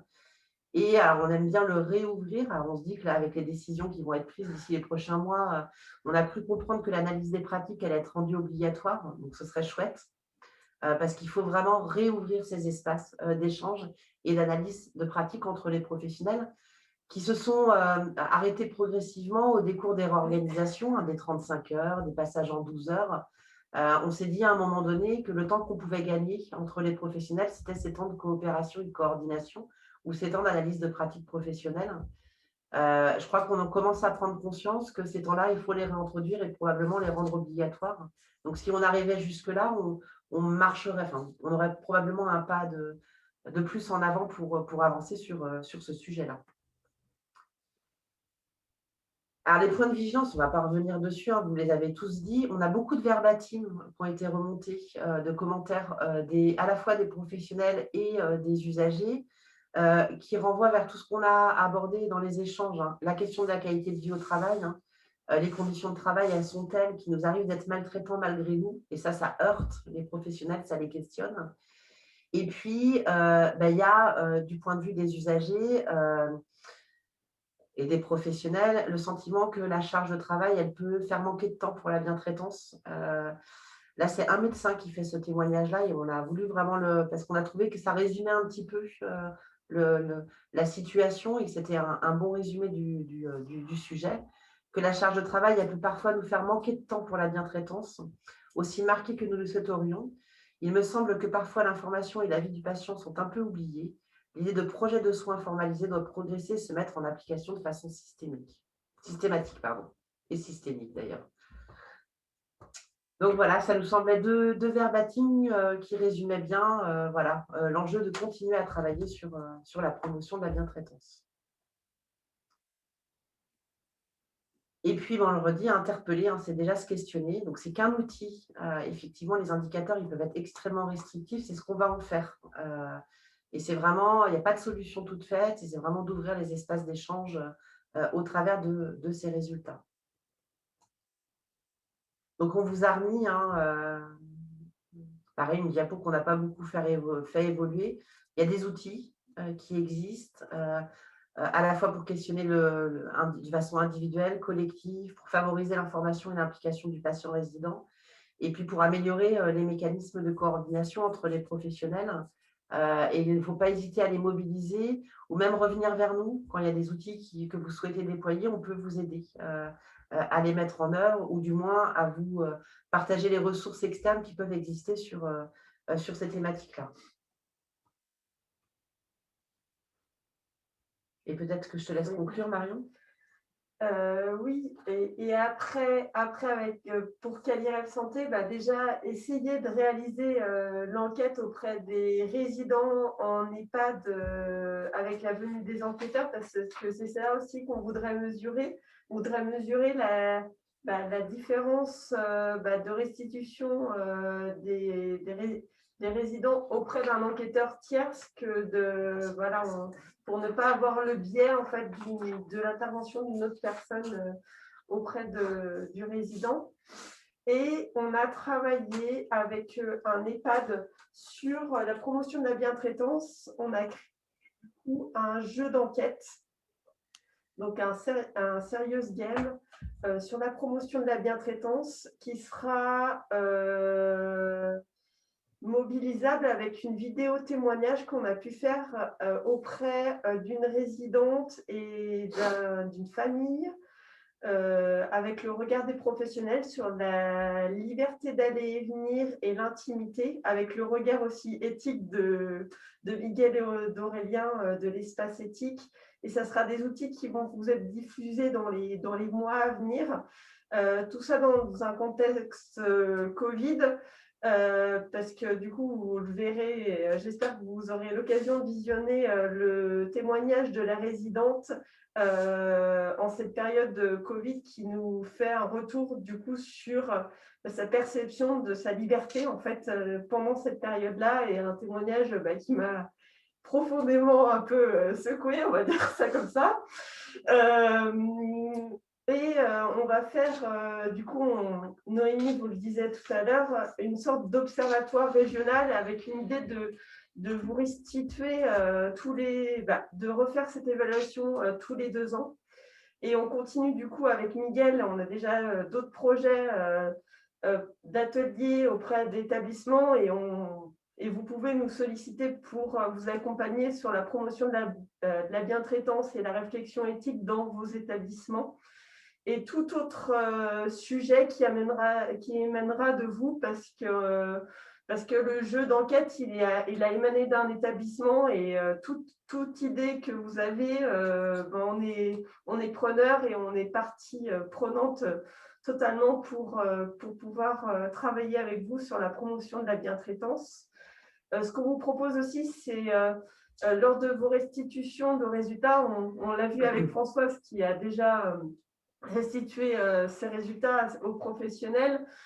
Si vous voulez nous envoyer des vidéos, témoignages, des éléments qui ont pu faire participer les professionnels ou permettre une restitution simplifiée aux usagers, on est totalement preneur de toutes les idées possibles et imaginables sur le sujet. Voilà. Alors, on espère que vous allez être bien traitant avec nous parce qu'on est totalement hors timing et malheureusement, on souhaite fortement laisser la parole à Miguel du coup sur la question de l'éthique. On est trop bavard. C'est ça, mais ça, c'est pas une nouvelle. Je vais être rapide. Et j'ai déjà parlé, donc c'est pas comme si j'avais pas dit un mot. Juste pour Pardon ? Voilà. Juste pour revenir sur le sens qu'on va donner à ce mot d'éthique pour qu'on soit tous d'accord. L'éthique, elle s'invite dans les questions complexes auxquelles tous les acteurs du soin et de l'accompagnement sont régulièrement confrontés. L'éthique, ça naît dans le doute, dans le dilemme, dans l'incertitude, dans l'inquiétude. Ça s'invite dans ces zones grises où les réponses sont à construire. Et c'est pour ça qu'on parle de réflexion éthique, qui part d'un questionnement avec comme objectif l'essayer d'identifier là où les moins mauvaises réponses. C'est-à-dire que c'est complexe. Et on a souvent entendu parmi les professionnels, et là je parle aussi bien du secteur sanitaire, social que médico-social, parler de la quête de sens. Ils s'interrogent sur leurs pratiques, a fortiori en période Covid où on a vu apparaître des missions nouvelles dans les établissements. Je pense aux EHPAD, quand on a confié aux aides-soignantes, par exemple, le soin de surveiller les visites des familles ou bien de s'assurer que les mesures sanitaires étaient bien respectées. beaucoup se demandaient si ça relevait vraiment de leur mission et si on ne leur demandait pas de jouer un rôle de gendarme qu'elles n'avaient pas choisi. Donc, c'est probablement plus aigu encore dans cette période de Covid, mais quand même avant la période Covid, même avant la pandémie, la question du sens de la pratique se posait chez nombre de professionnels. Et pour la bientraitance, c'est pour ça que je disais qu'il n'y avait rien de très surprenant à voir associer ces deux mots. Alors, la bientraitance toute seule, je la vois plus comme une intention qu'une action. Et c'est pour ça que je suis très favorable à l'idée de parler de promotion de la bientraitance, pour montrer que c'est une dynamique, que rien n'est acquis et que c'est en perpétuelle reconstruction, cette perception de la bientraitance. Et j'associerais, alors ce n'est pas que je me débarrasse du mot bientraitance, même si on pourrait en discuter, mais j'associerais à celui de bientraitance le mot de bienfaisance. Pourquoi je parle de bienfaisance? Parce que, à la différence de la bientraitance qui a plus une dimension collective, on va dire les mesures de bientraitance dans un établissement sanitaire, c'est par exemple de frapper à la porte avant d'entrer dans la chambre. Ça fait partie des gestes bientraitants. Bon, pourquoi pas, mais j'y associe bien volontiers la bienfaisance, dans la mesure où je lui donne une dimension plus singulière, plus individualisée. Ce qui est bienfaisant pour l'un n'est pas bienfaisant pour l'autre. Voilà. Par exemple, on pourrait imaginer que c'est bientraitant de frapper à la porte, mais que pour madame Untel, dans cette EHPAD, parce qu'on en a parlé, parce qu'elle n'entend pas bien, parce que ça la saoule d'avoir à dire entrer, eh ben, ça sera plutôt bienfaisant de frapper sans attendre qu'elle nous dise d'entrer. C'est une prise en compte de son individualité, de sa singularité. Et c'est là où ça se réunit, l'éthique et la promotion de la bientraitance. Puisque finalement, c'est quoi? Ben, c'est le respect de l'autonomie de la personne en tant qu'individu, en tant que sujet, et non pas objet de soins ou d'accompagnement. C'est le respect de la personne dans tout ce qu'elle a de singulier, d'extraordinaire, de particulier. Et donc, c'est pour ça que avec Calirel, on se retrouve assez vite sur des valeurs partagées. Alors, pour revenir à la question que j'avais, qui était, que je reprenne, comment mobiliser l'éthique dans son établissement? C'était le sujet du jour. Là, c'est plus compliqué parce qu'on l'a dit tout à l'heure. Les premiers à être sacrifiés dans les établissements, en période de crise ou pas d'ailleurs, ce sont les espaces de parole et de réflexion. C'est bien dommage parce que ce sont ces espaces-là, ces temps-là, ces lieux-là dédiés à la discussion qui vont permettre à tous les acteurs professionnels, mais pas seulement, bénévoles, représentants d'usagers, de mettre sur la table ce qui peut faire obstacle à l'action, ce qui peut éventuellement être sujet d'inquiétude, ce qui peut faire obstacle à l'action, ce qui peut être dilemme. On va prendre un seul exemple, on pourrait en prendre 40 000. La liberté d'aller et venir pendant la pandémie. Est-ce que c'est une si bonne idée que ça, que d'interdire totalement les visites en établissement médico-social ou dans les masses, au motif de protéger l'ensemble de l'établissement de ce fameux virus? Est-ce qu'on n'est pas là en train de créer un remède qui est pire que le mal, finalement? Est-ce que ce n'est pas là où on pourrait en discuter? Alors, il ne s'agit pas non plus de diluer les responsabilités, je ne parle pas de ça. Je parle simplement de réfléchir ensemble, avec le CVS, avec les professionnels, à ce qu'on va mettre en place, de sorte que ça soit réfléchi, partagé. On peut ne pas être d'accord, mais en tout cas, on aura pu dire ce qui nous semble être un obstacle à la mise en œuvre de telle ou telle mesure.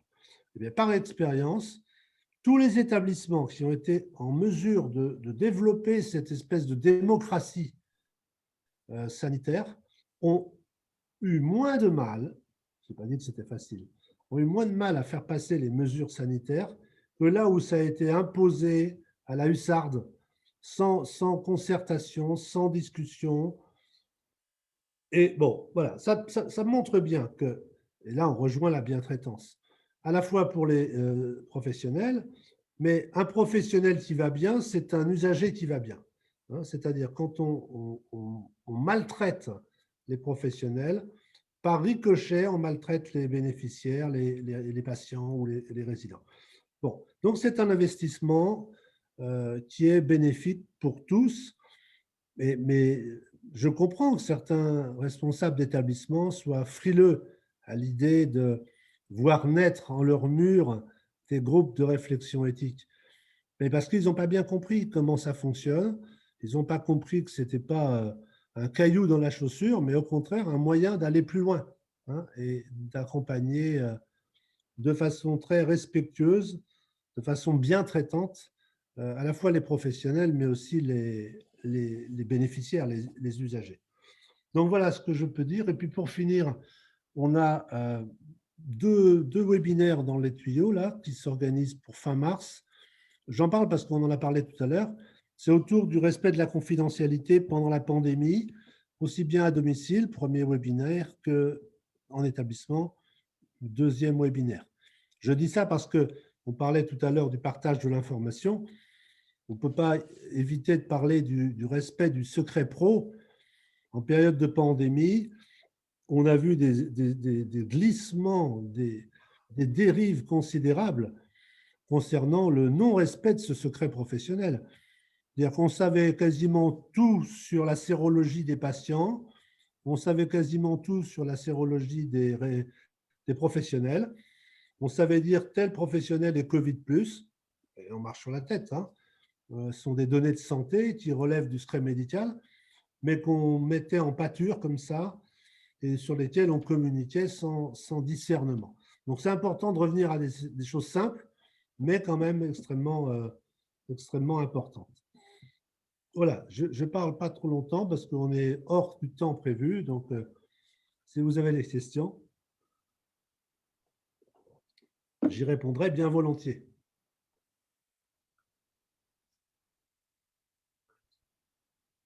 Claudine, il faut appuyer sur votre micro si vous voulez parler. Voilà. Oui, en fait, en écoutant, je me disais que peut-être notre démarche de toujours opposer maltraitance et bientraitance ne convient pas. Maltraitance, on peut définir une situation de maltraitance, on peut faire des classifications et tout. En fait, si l'on arrête la bientraitance comme ça, on n'en sortira jamais. C'est comme ça, oui, ça m'a vraiment éclairé. C'est une quête perpétuelle, la bientraitance. Il n'y a pas une situation, on ne peut pas définir. Enfin, si, une situation de bientraitance, et encore, non, j'aime pas trop ce terme-là, ça, on ne définit pas. C'est un état, bah oui, ça rejoint ce que vous évoquiez sur les questions éthiques, c'est une quête perpétuelle. C'est ça. Je ne sais pas, c'est peut-être une vision fausse, mais… Non, je suis d'accord avec vous, c'est une quête, c'est un joli mot. Et d'ailleurs, c'est la façon dont on l'a défini au niveau de la Haute Autorité de Santé, sur les guides qui est sorti sur la promotion de la bientraitance. Et Noélis doit s'en souvenir, parce que la définition qui est inscrite dans le guide de la Haute Autorité de Santé, c'est une définition qu'on a construite en région Pays de la Loire avec le groupe de travail de 2010. Et c'est exactement ça. C'est-à-dire qu'on a indiqué que la promotion de la bientraitance, c'était une démarche continue et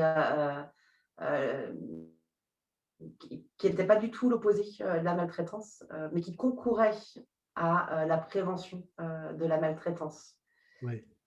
Et on était vraiment dans une démarche proactive, en continu, et sans forcément atteindre un palier ou une cible.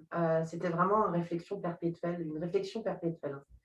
Et d'ailleurs, on avait écrit un article qui était intitulé « La promotion de la bientraitance, une quête perpétuelle ». Donc, c'est tout à fait ça. Et je suis vraiment pressée que vous voyez le reportage sur la résidente, parce que quand on lui a demandé pour elle, c'est quoi la liberté, c'est de pouvoir sortir de sa chambre et puis d'avoir sa porte ouverte. Et non, le respect de l'intimité, je veux dire, c'était plutôt qu'on ouvre sa porte et qu'elle puisse faire ce qu'elle veut, entre guillemets, Et il y a des professionnels qui ont répondu l'inverse, c'est-à-dire garder l'intimité de la personne, c'est fermer la porte de la personne, vraiment. Et du coup, vous le verrez dans la vidéo, on les a mis totalement, on a mis les 2 témoignages d'affilée. Ça montre bien qu'en fait, on a vraiment tous une perception des choses qui est totalement différente, voire qui peut totalement s'opposer en fait. Oui, oui. Juste pour compléter, je ne l'ai pas dit tout à l'heure, mais je préside une association qui s'appelle ALMA 44 pour Allo Maltraitance. Et quand on identifie des situations potentiellement maltraitantes, on est aussi dans la difficulté pour aller qualifier de façon claire, avérée, des actes qui relèvent de cette maltraitance. Alors, ce que disait Noémie, c'était intéressant parce que le groupe AV là, que tu m'as envoyé, et je te remercie, ça va permettre d'enrichir notre vision des choses et puis d'affiner un peu notre vocabulaire parce qu'on a parfois tendance à qualifier de maltraitance qui ne relève absolument pas de la maltraitance et, à contrario, à passer à côté de situations qui, elles, clairement, sont vraiment maltraitantes. Donc, on a aussi du chemin à faire de l'autre côté du miroir. Hein, la bientraitance, on vient d'en parler, mais même du côté de la maltraitance. Hein, c'est un sujet intéressant. Tout à fait. Et d'ailleurs, c'est un document qu'on pourra vous faire parvenir si cela vous intéresse. Oui, je pense que… C'est un consensus, vraiment un gros travail qui a été piloté par Alice Casagrande. Alors, pour ceux qui s'intéressent un petit peu au sujet de la promotion de la bientraitance et de la prévention de la maltraitance, Alice, c'est quelqu'un qui est très militante et très engagée sur ces sujets-là. Et elle a eu pour mission de travailler, alors ce qui n'était quand même pas simple, hein, de travailler avec les acteurs du champ social, médico-social et sanitaire pour élaborer une nomenclature, hein, parce que c'est clairement ça, une nomenclature des situations dites de maltraitance. Donc, c'est un consensus où moi, j'ai eu vraiment la chance d'y participer, qui a duré plus d'1 an. Et ça a abouti à une définition de ce qui relevait de la maltraitance. Donc, on va à la fois sur des sujets de viol, d'attouchement, de privation de liberté, de maltraitance dans les soins. Et c'est une classification qui est assez fine et je trouve que c'est un bon point de repère aussi pour s'organiser en interne. Parce que quelquefois, le sujet, alors je fais le lien avec les événements indésirables, entre l'erreur et la situation de maltraitance, quelquefois, la frontière, elle est tenue et on n'est pas très à l'aise. On ne sait pas trop comment faire. Et je trouve que ça donne des points de repère pour mieux comprendre et puis peut-être aider à faire le choix à la fois de ne pas sous-estimer quelquefois des situations et de ne pas surestimer non plus des situations qui peuvent être traitées par ailleurs. Donc, c'est vraiment, il y aura une communication officielle qui sera faite, mais le document que je t'ai partagé, Miguel, j'ai l'autorisation de le partager largement. D'accord. Donc, on pourra vous le partager si ça vous intéresse. Mais juste pour aller dans le sens de ce qu'on dit là sur la difficulté dans le champ de la maltraitance, on fait des staffs régulièrement et il y avait une situation récemment qui est arrivée sur la table, sur le bureau, et plusieurs acteurs concernés par cette situation s'interrogeaient sur la pertinence de faire un signalement au procureur. C'est-à-dire que les faits étant suffisamment considérés comme graves, la question de signalement au parquet était posée. Sauf que la situation a été tellement compliquée qu'on a essayé de lever un autre coin du voile pour se poser la question de l'impact que pourrait avoir ce signalement sur la prise en charge de ces acteurs très vulnérables sur le plan social, médical, etc. Et finalement, au bout du compte, on s'est rendu compte que un signalement serait contre-productif parce qu'on risquerait de briser une alliance très fragile qui avait été construite au fil des années entre les travailleurs du domicile, travailleurs sociaux, les infirmières notamment, et ces 2 personnes qui vivaient sous le même toit, qui avaient des interactions tout à fait atypiques, on est bien d'accord, mais j'ai trouvé que c'était assez intéressant de ne pas être dans l'affirmation brutale avec une lecture avec une seule paire de lunettes, mais qu'il y avait une telle richesse, une telle complexité, ça méritait un regard peut-être plus approfondi. Donc voilà, c'était juste pour parler de l'autre côté du miroir. Mais c'est important de regarder l'autre côté du miroir. Oui. Ouais. On arrive à la fin de ce webinaire, donc on vous a mis 20 minutes dans les dents, mais on est à la fois navré et puis à la fois assez heureux d'avoir partagé ces échanges avec vous. Sur ce sujet-là, on pourrait en parler longuement. On pourrait faire des journées entières parce que je pense que vous avez vu, hein, ce n'est pas tant au travers des résultats qu'il est intéressant, c'est plutôt que les résultats permettent d'ouvrir des espaces d'échange. Donc, on vous souhaite de pouvoir les mobiliser au sein de vos structures. Et comme le disait Marion, ce que vous avez pu mobiliser au sein de vos structures, on est très preneurs d'alimenter notre page de vos retours d'expérience. Je pense que ça contribuera aussi à convaincre de l'utilité de s'engager dans de telles démarches. Et puis, dans tous les cas, nous, on reviendra vers vous. Et pour ceux qui connaissent le sujet ou les ateliers que Miguel anime avec Marion, si vous avez envie de les découvrir ou de les redécouvrir, n'hésitez surtout pas à revenir vers nous pour en animer. On a une année un peu particulière. C'est des ateliers qui nécessitent quand même du présentiel, mais on s'est donné comme priorité dans la feuille de route de remettre ce sujet-là comme un sujet qui serait proposé en collaboration avec nos deux structures. Oui. On vous souhaite un excellent fin d'après-midi. Je ne sais pas si par chez vous, il